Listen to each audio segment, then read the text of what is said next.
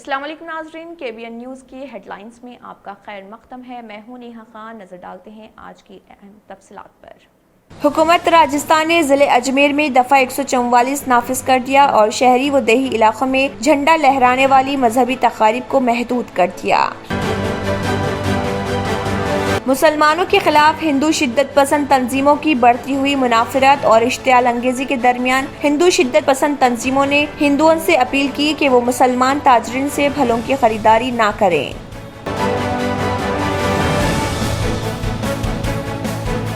حیدرآباد کی مشہور مکہ مسجد میں روزانہ ہزاروں مسلمان رمضان کا روزہ افطار کرنے کے لیے جمع ہوتے ہیں۔ اہل خانہ اور دوستوں کے گروہ یہاں بیٹھتے ہیں کیونکہ اذان نے افطار کا وقت مقرر کیا۔ حیران کن بات یہ ہے کہ مکہ مسجد حیدرآباد کی ایک تاریخی اور سب سے بڑی مسجد جس میں افطار کے انتظامات کا فقدان۔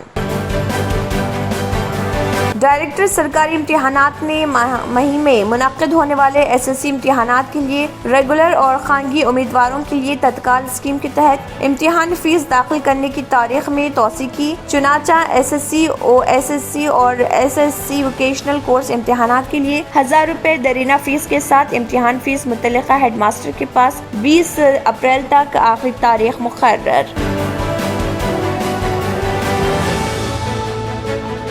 ماحولیات کو آلودگی سے پاک بنانے کے لیے مختلف سرکاری اداروں کی جانب سے نت نئے طریقے اختیار کیے جا رہے، جن میں بڑے پیمانے پر شجرکاری کی جا رہی۔ جن کے پاس پودے لگانے کے لیے جگہ دستیاب نہیں، انہیں بھی شجرکاری کے مختلف طریقے بتاتے ہوئے ان کی حوصلہ افزائی کی جا رہی۔ اس معاملے میں مثبت ردعمل کا اظہار کر رہے ایک آٹو ڈرائیور نے اپنے آٹو کو منی گارڈن میں تبدیل کر دیا۔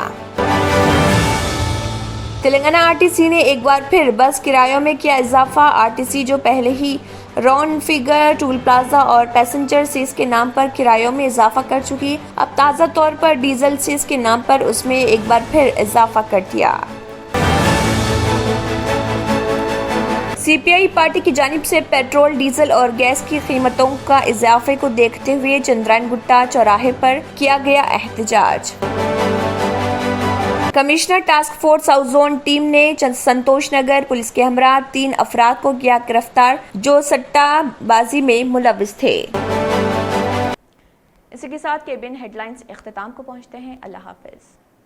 اگر آپ نے ہمارے چینل کو ابھی تک سبسکرائب نہیں کیا ہے تو یہاں پر ریڈ کلر کا سبسکرائب بٹن دکھ رہا ہے، اسے کلک کریں اور ہمارے چینل کو سبسکرائب کیجیے اور ساتھ ہی ساتھ بیل آئیکن کو بھی کلک کیجیے جس سے آپ کو تازہ اپڈیٹ ملتی رہے۔